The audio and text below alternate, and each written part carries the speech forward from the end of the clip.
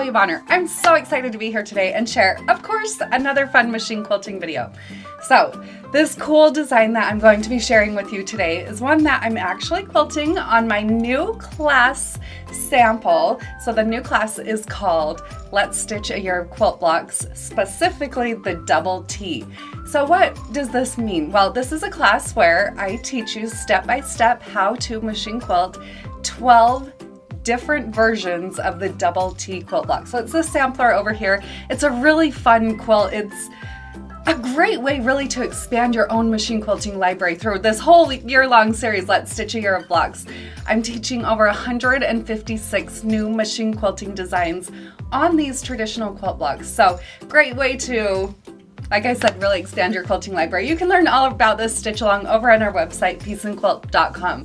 This particular portion of the design, though, is adding something where there really isn't anything. So I'm going to be focusing here on the sashing, but particularly creating kind of a cornerstone design, actually a star where there isn't anything already.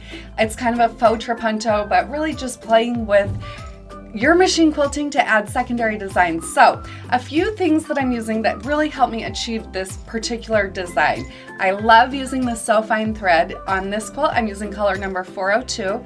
On my bobbin, I am using bottom line color number 624. The batting that I'm using on this quilt is one layer of the Quilter's Dream Poly Deluxe. We do have all of these products available over on our website, pieceandquilt.com.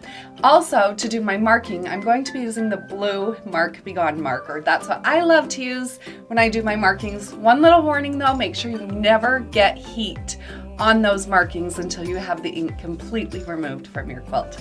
So I do all of my quilting on a Gamble 22-inch machine. Of course, this is hand-guided quilting, and yes, I am using my machine quilting rulers, which are also available on our website.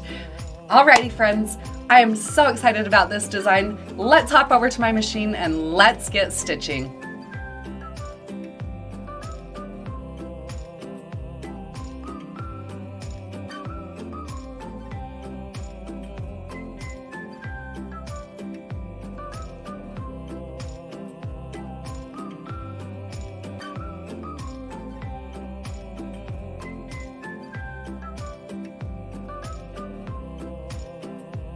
I'll start out this awesome sashing design by using a rotary type ruler and a Mark Be Gone marker and marking out a few reference points.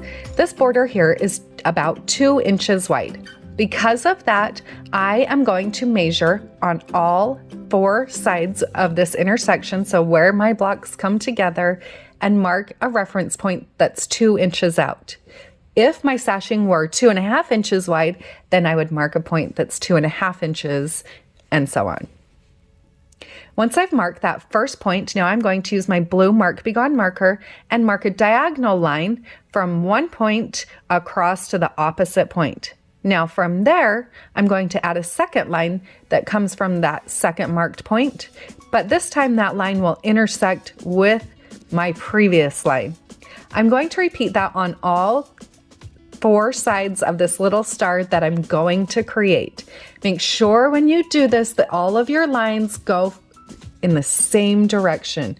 So for me, it's kind of more on the left side that will have my long line, and then the right side will have that shorter line.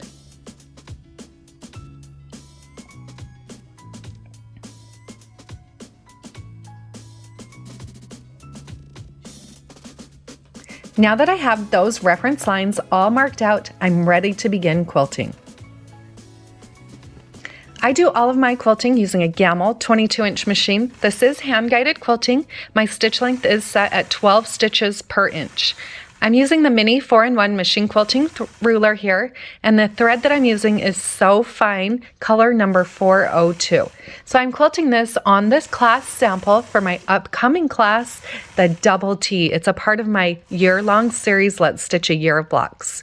All right, so I am going to go through and stitch right on top of those lines that I've gone through and marked out. You will notice as I'm stitching along those lines, I am also going to stitch over my previous stitch line in a few places.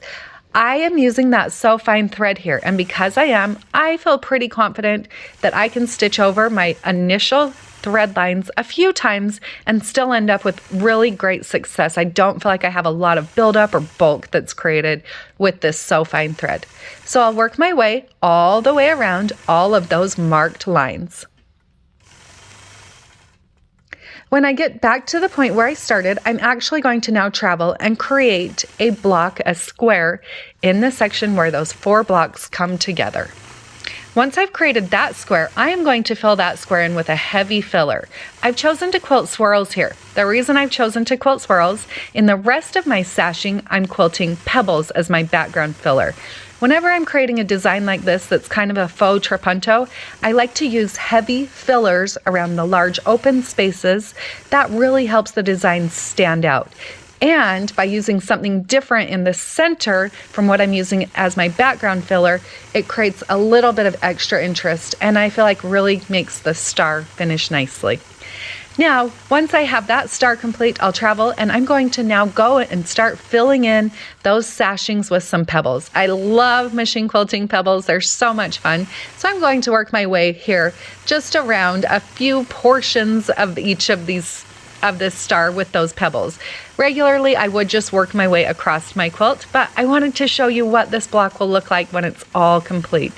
Adding secondary designs to negative space on quilts is such a fun way to dress up any quilt design.